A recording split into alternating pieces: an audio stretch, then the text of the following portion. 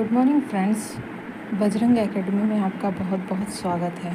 आज हम पढ़ने जा रहे हैं मध्य प्रदेश का सामान्य परिचय, जो कि हम मध्य प्रदेश का सामान्य परिचय हम परीक्षा धाम की बुक से पढ़ने जा रहे हैं। और परीक्षा धाम ये जो एडिशन है ये 2024 का नवंबर का एडिशन है, जैसा कि आप देख सकते हैं।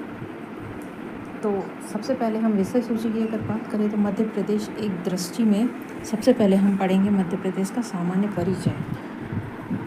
उसके बाद में धीरे धीरे करके एक एक टॉपिक, जैसे कि मध्य प्रदेश के पड़ोसी राज्य, मध्य प्रदेश का पुनर्गठन, ये हम पढ़ते जाएंगे। ऐसे करते करते हम मध्य प्रदेश का भूगोल और संपूर्ण मध्य प्रदेश को परीक्षा धाम से कंप्लीट करेंगे। तो चलिए फ्रेंड्स पढ़ते हैं मध्य प्रदेश का। मध्य प्रदेश के सामान्य परिचय में इसे अलग अलग पार्ट में डिवाइड किया गया है। अगर हम देखें तो भौगोलिक स्थिति, प्रशासनिक स्थिति, राजनीतिक स्थिति, न्यायिक स्थिति और आर्थिक स्थिति, इन सभी के आधार पर मध्य प्रदेश को अलग अलग बांटा गया है। अगर भौगोलिक स्थिति की हम बात करते हैं तो इसमें अक्षांशीय विस्तार, पड़ोसी राज्य, जलवायु, वर्षा, कर्क रेखा और केंद्र बिंदु के बारे में बताया गया है। जबकि वहीं जब हम प्रशासनिक स्थिति की बात करते हैं तो संभाग, जिला, विकासखंड, तहसील और ग्राम पंचायत के बारे में बताया गया है। इसी तरह से राजनीतिक स्थिति में अगर हम देखेंगे तो लोकसभा, राज्यसभा और विधानसभा के बारे में हम पढ़ेंगे। और न्यायिक स्थिति में हम हाईकोर्ट और खंडपीठ के बारे में पढ़ेंगे। और आर्थिक स्थिति की अगर हम बात करें तो खनिज, कृषि और अन्य तथ्य जो दिए गए हैं उनके बारे में हम पढ़ेंगे। तो इस तरीके से मध्य प्रदेश का सामान्य परिचय हम जानेंगे। परिचय की बात करें तो हम आगे बढ़ते हैं। राज्य का जो पुनर्गठन हुआ है 1 नवंबर 1956 को मध्य प्रदेश का गठन मध्य प्रांत, मध्य भारत और विंध्य प्रदेश को मिलाकर किया गया है। जबकि मध्य प्रदेश का अंतिम पुनर्गठन की अगर बात करें तो 1 नवंबर 2000 को छत्तीसगढ़ राज्य को अलग करके किया गया है। इसी तरह अगर हम समाचार पन्नों से बात करें तो 5 अक्टूबर 2023 को मध्य प्रदेश के 2 नए जिले क्रमशः पांढुर्णा जो 54वां जिला बना है और महर जो 55वां जिला बनाया गया है। प्रदेश की अगर राजधानियों की बात करें तो अगर प्रदेश की राजधानी जो है, जिन्हें कुछ अलग अलग नाम दिए गए हैं, उसमें से प्रशासनिक राजधानी जो बोला जाता है वो भोपाल को बोला जाता है, संस्कार राजधानी जबलपुर को, आर्थिक व खेल राजधानी इंदौर को, ऊर्जा राजधानी सिंगरौली को, ग्रीष्मकालीन राजधानी पचमढ़ी को। इसी तरह संगीत राजधानी अगर कहें तो महर को कहा जाता है और चित्रकला राजधानी अगर कहें तो भीमबेटका को कहा जाता है। इस तरह इनके अनेक नाम बताए गए हैं। मध्य प्रदेश के उपनाम की अगर बात करें तो मध्य प्रदेश को हृदय प्रदेश, टाइगर प्रदेश, हीरा प्रदेश, नदियों का मायका, वनों का राज्य, तेंदुपत्ता राज्य, तेंदुआ राज्य, गिद्ध राज्य, वुल्फ स्टेट, राष्ट्रीय उद्यानों का राज्य और भेड़िया राज्य, घड़ियाल राज्य और चीता राज्य भी कहा जाता है। अगर एक नज़र डालें हम मध्य प्रदेश के मानचित्र पे तो मध्य प्रदेश के मानचित्र में जैसा कि आप जानते ही हैं, उत्तर में उत्तर प्रदेश है, दक्षिण में महाराष्ट्र है, इसी तरह पूर्व में छत्तीसगढ़ है, पश्चिम की बात करें तो गुजरात और राजस्थान है। इस तरह अगर हम देखें तो 5 हमारे पड़ोसी राज्य है जिनसे हमारा मध्य प्रदेश अपनी बाउंड्री साझा करता है। और जैसा कि आप देख सकते हैं कि किस किस राज्य में कौन कौन से ज़िले की बाउंड्री है, इस तरह आप देख ही सकते हैं। इस तरह ये मैप दिखाया गया है जो हम बाद में डिस्कस करेंगे। मध्य प्रदेश के प्रतीक चिन्ह की अगर बात करें तो राजकीय पशु जो है वो बारहसिंगा है और इसका वैज्ञानिक नाम की बात करें तो रूसवर्स दुआ सेली है और प्रजाति ब्रीडी प्रजाति का है जिसे सर्विडी भी कहा जाता है। बाहुल्य क्षेत्र की बात करें तो कान्हा किसली राष्ट्रीय उद्यान जो मंडला बालाघाट में है, ये इस जगह पाया जाता है। अगर घोषित वर्ष किसे कब राजकीय पशु घोषित किया गया या बारहसिंगा कहा गया, बारहसिंगा को राजकीय पशु जब कहा गया तो इसका घोषित वर्ष जो है वो 1981 है। विशेष की अगर बात करें तो 2017 में कान्हा राष्ट्रीय उद्यान ने भूरसिंगा द बारहसिंगा नाम से अपना शुभांकर जारी किया है। और राजकीय पुष्प की अगर बात करें तो सफ़ेद लिली जो है जिसका वैज्ञानिक नाम लिलियम कैडियम है और कुल इसका लिलिएसी है। बाहुल्य क्षेत्र की बात करें तो संपूर्ण मध्य प्रदेश जो है इसका बाहुल्य क्षेत्र है। इसी तरह अगर राजकीय पक्षी की बात करें तो दूधराज है और इसका अन्य नाम जो है पैराडाइज फ्लाई कैचर है या इसे शाह बुलबुल कहा जाता है। वैज्ञानिक नाम की बात करें तो टर्प सिफोनी पैराडाइसी है। प्रमुख क्षेत्र इसका पश्चिमी मध्य प्रदेश है। सरदारपुर अभ्यारण्य, धार सैलानी अभ्यारण्य, रतलाम ये जो हैं इसके एरिया हैं। और घोषित वर्ष की बात करें तो 1981 में इसे घोषित किया गया था राजकीय पक्षी के रूप में। अगर आगे बात करें तो राजकीय मछली की बात करें तो ये महाशीर है जिसका वैज्ञानिक नाम टोर ट्यूटिटोरा है और प्रजाति इसकी टोर है। बाहुल्य क्षेत्र बोले तो नर्मदा नदी, खरगोन और खंडवा है। घोषित वर्ष की अगर बात करें तो 2011 में इसे राजकीय मछली के रूप में घोषित किया गया था। विशेष की अगर बात करें तो बड़वाह में महाशीर प्रजनन केंद्र स्थापित किया गया है। आगे पढ़ते हैं हिरण और मृग में अंतर। अब यहाँ ये बताया गया है कि जो हिरण होती है और मृग में क्या अंतर होता है। जैसा कि आप देख सकते हैं हिरण जो होते हैं उसमें एंटल्स वह है जो अपने सींगों को हर वर्ष गिरा देता है और नए सींग उग आती है, जबकि मृग जो है वह एंटीलोप्स जो होते हैं वह जिसमें सींगे गाय भैंसों की तरह आजीवन बनी रहती है। अब राजकीय वृक्ष की बात करें तो राजकीय वृक्ष जो है बरगद को कहा जाता है और इसका वानस्पतिक नाम जो है फाइकस वेनोग्लेसिस है। प्रजाति की बात करें तो फाइकस है। बाहुल्य क्षेत्र की बात करें तो संपूर्ण मध्य प्रदेश है और इसके घोषित वर्ष जो है वो 1981 है। मध्य प्रदेश का पहला बरगद पार्क इंदौर में बगडोरा में बनाया जाएगा। राजकीय फल जो है आम है जिसका वानस्पतिक नाम मैग्नीफेरा इंडिका है। बाहुल्य क्षेत्र जो है संपूर्ण मध्य प्रदेश है। मध्य प्रदेश के प्रमुख आम प्रजातियों की बात करें तो नूरजहां अलीराजपुर में पाया जाता है, जबकि सुंदरजहां आम जो है वो रीवा जिले का प्रमुख है। विशेष की अगर बात करें तो मध्य प्रदेश में आम अनुसंधान केंद्र जो है रीवा जिले के गोविंदगढ़ में स्थित है। समाचार पन्नों से अगर बात करते हैं तो मार्च 2023 में रीवा जिले के सुंदरजहां आम की प्रजाति को भौगोलिक संकेतक जीआई टैग प्रदान किया गया है। कब किया गया है? मार्च 2023 में। और ये जीआई टैग जिस आम को मिला है वो है सुंदरजहां जो रीवा जिले के प्रमुख हैं। इस तरह ये आपको याद रखना होगा। राजकीय खेल की बात करें तो मलखम्ब है जो 2013 में इसे घोषित किया गया है राजकीय खेल के रूप में। और इसका संपूर्ण क्षेत्र की बात करें तो इसका संपूर्ण क्षेत्र मालवा है। विशेष की अगर बात करें तो मध्य प्रदेश मलखम्ब अकेडमी जो है उज्जैन में स्थित है और प्रभास जोशी सम्मान जो है मलखम्ब के क्षेत्र में दिया जाता है। समाचार पन्नों को से बात करें तो 2020 में मलखम्ब को राष्ट्रीय खेल पुरस्कार में शामिल किया गया था। राजकीय फसल जो है वो हमारी सोयाबीन है। इसका कुल अगर हम देखें तो लेग्यूमिनेसी कुल में यह आती है सोयाबीन और वानस्पतिक नाम इसका ग्लाइसिन मैक्स है। और इसकी किस्में जो राजकीय फसल है हमारी सोयाबीन उसकी जो किस्मों की अगर हम बात करें तो समृद्धि, प्रसाद, प्रतिकार, अहिल्या, अलंकार ये सब इसकी किस्में हैं और ये पूछा जा चुका है। प्रमुख उत्पादन क्षेत्र की बात करें तो मालवा है। मध्य प्रदेश संपूर्ण मालवा में ये सोयाबीन पाई जाती है। इस तरह के आप समझ सकते हैं। मध्य प्रदेश में सोयाबीन का उत्पादन देवास जिले में प्रारंभ किया गया था। सर्वप्रथम मध्य प्रदेश में सोयाबीन का उत्पादन कहाँ प्रारंभ किया गया था? देवास जिले में सर्वप्रथम प्रारंभ किया था। अब राजकीय नाट्य की बात करें तो राजकीय नाट्य जो है इसका क्षेत्र जो है मालवा है। मालवी लोक जीवन पर आधारित है। मार्च के प्रमुख कलाकार सिद्धेश्वर सेन और ओम प्रकाश शर्मा हैं। राजकीय नृत्य जो है वो राई है। इसका क्षेत्र बुंदेलखंड है। मृदंग वाद्य यंत्र के साथ में किसी भी शुभ अवसर पर इसे किया जाता है। पद्मावत ग्रंथ में राई लोक नृत्य का वर्णन किया है। जैसा कि आप जानते हैं प्रमुख कलाकार जो हैं किसके राजकीय नृत्य जो राई है उसके प्रमुख कलाकार कौन है?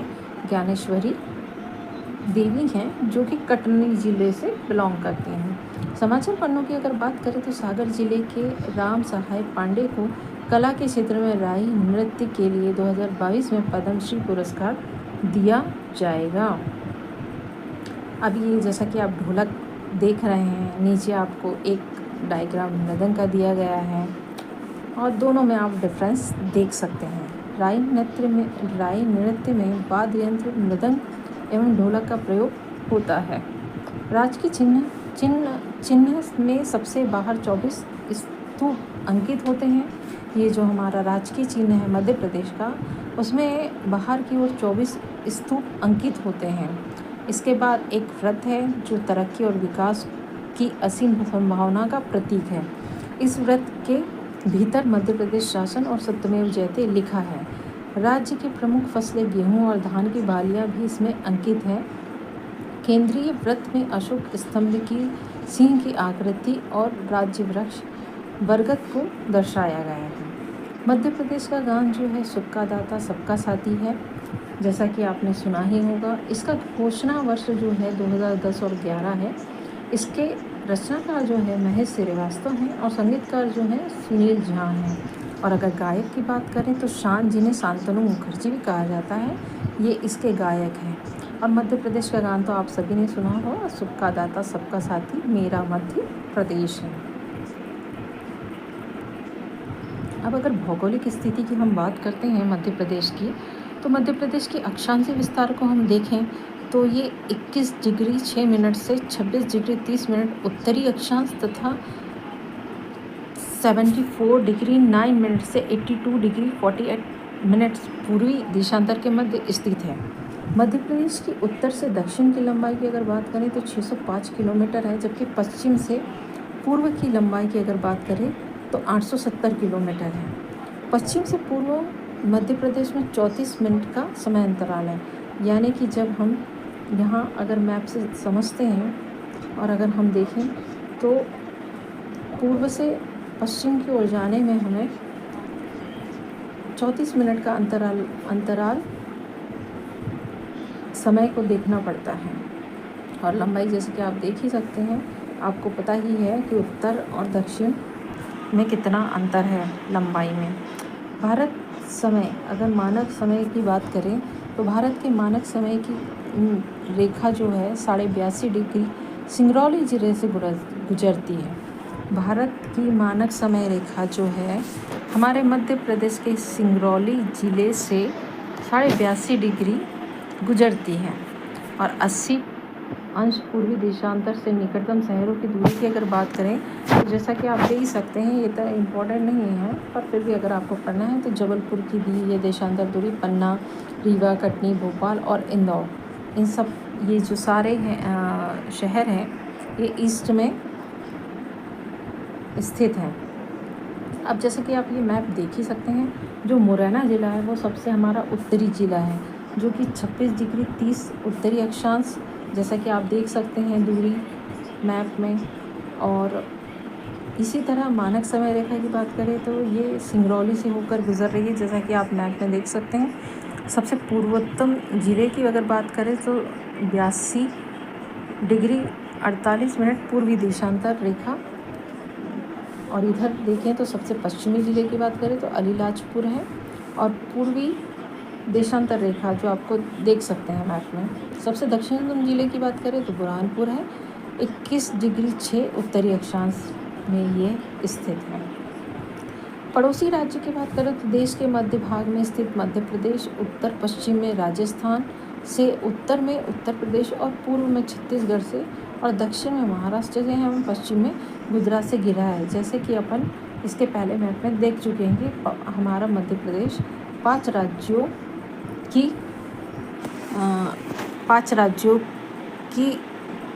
बाउंड्री कवर करता है। मध्य प्रदेश की दक्षिणी सीमा जो है ताप्ती नदी और उत्तरी सीमा जो है चंबल नदी द्वारा निर्धारित होती है।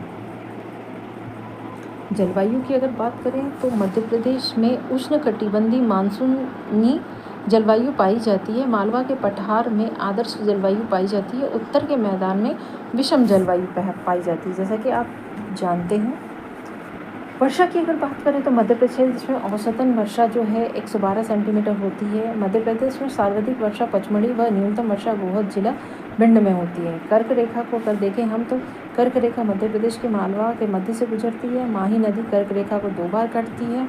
कर्क रेखा मध्य प्रदेश के 14 जिलों से होकर गुजरती है, जिसमें से रतलाम, उज्जैन, आगर, राजगढ़, सीहोर, भोपाल, विदिशा, रायसेन, सागर, दमोह, जबलपुर, कटनी, उमरिया और शहडोल स्थित है। जैसा कि आप मैप में देख सकते हैं, नंबर 1 पे रतलाम है, फिर नंबर 2 पे उज्जैन है, फिर आगर है, फिर भोपाल, राजगढ़ है, फिर भोपाल है, फिर सीहोर है, विदिशा है, रायसेन है, सागर है, दमोह है, जबलपुर है, कटनी है, उमरिया, शहडोल है। कर्क रेखा के निकटतम स्थित मध्य प्रदेश के प्रमुख शहर की अगर बात करें, जो कि कर्क रेखा के एकदम निकट स्थित हैं, उसमें सांची है, विदिशा है, भोपाल है, जबलपुर है, उज्जैन और इंदौर है। कौन कौन से? सांची, विदिशा, भोपाल, जबलपुर, उज्जैन और इंदौर। केंद्रीय बिंदु की बात करें तो अखंड भारत का केंद्रीय बिंदु बरसाली बैतूल को माना जाता है, जबकि भारत का भौगोलिक मध्य बिंदु मनोहर ग्राम करौंदी जिला कटनी को माना जाता है। मनोहर ग्राम का नामकरण राम मनोहर लोहिया के नाम पे किया गया है, जबकि पृथ्वी का केंद्र बिंदु मंगलनाथ मंदिर उज्जैन को माना जाता है। जैसा कि आप ये डायग्राम में देख ही सकते हैं, जो यहाँ कुछ दिया गया है, फोटोज़ क्लियर नहीं है, ठीक है। प्रशासनिक स्थिति की बात अगर करें तो मध्य प्रदेश जनसंपर्क विभाग के अनुसार अगर हम देखते हैं तो हमारी जो संभाग है मध्य प्रदेश में वो 10 है। जिले की बात करें तो 55 है। विकास खंड की बात करें तो 313 है। तहसील की बात करें तो 436 है। और ग्राम पंचायत की बात करें तो 23,922 हैं। जबकि नगर निगम की बात करें तो 17 है। और अगर नगर पालिकाएँ की बात करें तो 99 है। जबकि कुल ग्राम की बात करें तो 54,903 है। अगर न्यायिक स्थिति की बात करें तो मध्य प्रदेश हाईकोर्ट की स्थापना 1 नवंबर 1956 को जबलपुर में की गई थी। 1 नवंबर 1956 से पहले नागपुर हाईकोर्ट था। मध्य प्रदेश हाईकोर्ट भवन के वास्तुकार कौन है? हेनरी इरविन है, जो कि मोस्ट इम्पॉर्टेंट है। जैसा कि आप देख सकते हैं, मध्य प्रदेश हाईकोर्ट की 2 खंडपीठ इंदौर और ग्वालियर है, जो कि 1968 में स्थापित की गई थी। 1968 में इंदौर और ग्वालियर की जो 2 खंडपीठ थी वो स्थापित की गई थी। मध्य प्रदेश हाईकोर्ट की तीसरी खंडपीठ भोपाल में प्रस्तावित है, जबकि जबलपुर हाईकोर्ट भवन का निर्माण राजा गोकुल दास के सहयोग से किया गया है। अगर समाचार पन्नों से अगर हम बात करें तो जो हमारा 70वां प्रवासी भारतीय सम्मेलन हुआ था, उसमें जो मुख्य अतिथि जो 2023 में हुआ था, अगर उनके मुख्य अतिथि की बात करें तो मुख्य अतिथि उसमें विशेष अतिथि और सम्मानीय अतिथि शामिल थे, जिसमें से मुख्य अतिथि मोहम्मद इरफान अली थे, जो गुयाना के राष्ट्रपति थे। जबकि विशेष अतिथि की बात करें तो चंद्रिका प्रसाद संतोखी थे, जो सूरीनाम के राष्ट्रपति थे। और सम्मानित अतिथि की बात करें तो जनेटा मैस्केरेन हास था, ऑस्ट्रेलिया के सांसद थे। सॉरी, थोड़ा सा बोलने में मिस्टेक हो गया। मध्य प्रदेश की राजनीतिक स्थिति की बात करें तो मध्य प्रदेश की सीटों का विवरण अगर हम देखते हैं तो विधानसभा, लोकसभा और राज्यसभा तीनों में अलग अलग विभाजित किया गया है, जो कि इस प्रकार है। अगर विधानसभा की बात करें तो अविभाजित मध्य प्रदेश में 320 सीट है, और जबकि वर्तमान में 230 सीट है। इसमें भी अगर अनुसूचित जनजाति और अनुसूचित जाति की बात करते हैं तो अनुसूचित जनजाति में एसटी में 47 है, जबकि अनुसूचित जाति एससी में 35 है। और जबकि लोकसभा की बात करें तो अविभाजित मध्य प्रदेश में 40 है और वर्तमान में 29 है। अनुसूचित जाति में लोकसभा की अगर बात करें तो अनुसूचित जनजाति एसटी में 6 हैं, जबकि अनुसूचित जाति एससी में 4 है। इसी प्रकार राज्यसभा की बात करें तो अविभाजित मध्य प्रदेश की 16 है और वर्तमान में 11 है। मध्य प्रदेश की अन्य जानकारी की बात करें तो हम मध्य प्रदेश का क्षेत्रफल देखेंगे। तो मध्य प्रदेश के क्षेत्रफल की बात करें तो आप जैसा कि देख ही सकते हैं, 3,08,252 वर्ग किलोमीटर है। 30,82,52 है। और क्षेत्रफल की दृष्टि से यह सबसे बड़ा जिला शिवपुरी है। क्षेत्रफल की दृष्टि से सबसे छोटा जिला निवाड़ी है। मध्य प्रदेश और छत्तीसगढ़ के मध्य किरार घाटी विवाद के कारण मध्य प्रदेश का क्षेत्रफल 3,308,245 है, मतलब दोनों में थोड़ा सा डिफरेंस है। वर्ग किलोमीटर माना गया है, जैसा कि आप ऊपर देख ही सकते हैं, यहाँ पर 52 है और यहाँ पर 45 है। जनसंख्या की बात करें तो 7.26 करोड़ अंतिम आंकड़े जो 2011 के लिए गए थे जनसंख्या के, उसके हिसाब से 7.26 करोड़ इसकी जनसंख्या है। मध्य प्रदेश में अधिकतम जनसंख्या वाला ज़िला जो है वो इंदौर है। मध्य प्रदेश में न्यूनतम जनसंख्या वाला ज़िला पांढुर्णा है, जो वर्तमान स्थिति के अनुसार बताया गया है, जबकि मध्य प्रदेश में न्यूनतम जनसंख्या वाला ज़िला हरदा है, जो 2011 की जनगणना के अनुसार है। साक्षरता की अगर बात करें तो मध्य प्रदेश की साक्षरता दर 69.35% है, जबकि मध्य प्रदेश की अधिकतम साक्षरता वाला ज़िला जबलपुर है, जिसकी 81% है। मध्य प्रदेश में न्यूनतम साक्षरता वाला ज़िला अलीराजपुर है, जो कि 36% है। लिंगानुपात की बात करें तो मध्य प्रदेश के वर्तमान में लिंगानुपात 9 से 21 है। मध्य प्रदेश के अधिकतम लिंगानुपात वाला जिला बालाघाट 1021 है, जबकि मध्य प्रदेश में न्यूनतम लिंगानुपात वाला जिला भिंड 837 है। जनसंख्या वृद्धि की बात करें तो मध्य प्रदेश में अधिकतम जनसंख्या वृद्धि वाला जिला इंदौर 32.9% है, जबकि मध्य प्रदेश में न्यूनतम जनसंख्या वृद्धि वाला जिला अनूपपुर 12.3% है। जनसंख्या घनत्व की बात करें तो मध्य प्रदेश का जन घनत्व जो है 236 व्यक्ति प्रति वर्ग किलोमीटर है। मध्य प्रदेश में अधिकतम जनसंख्या घनत्व वाला जिला भोपाल है।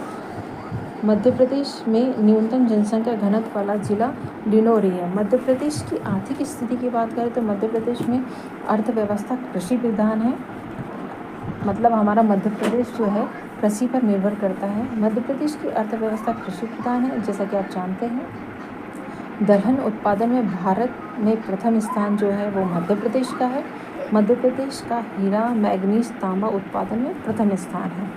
इसी तरह अगर हम देखें तो मध्य प्रदेश का इंदौर शहर लगातार 7वीं बार देश का सबसे स्वच्छ शहर बना है, स्वच्छ सर्वेक्षण 2023 के अनुसार। कुल फसल उत्पादन में मध्य प्रदेश का भारत में स्थान इस प्रकार है, फसलों का समूह और स्थान। कुल दलहन की बात करें तो कुल दलहन में मध्य प्रदेश का प्रथम स्थान है, कुल खाद्यान्न में द्वितीय है और कुल तिलहन में द्वितीय है। इस प्रकार मध्य प्रदेश का स्थान हम लोगों ने फसल के संबंध में देखा। तो फ्रेंड्स, कैसा लगा आपको आज का वीडियो? तो लाइक और सब्सक्राइब ज़रूर करें। धन्यवाद। जय हिंद, जय भारत।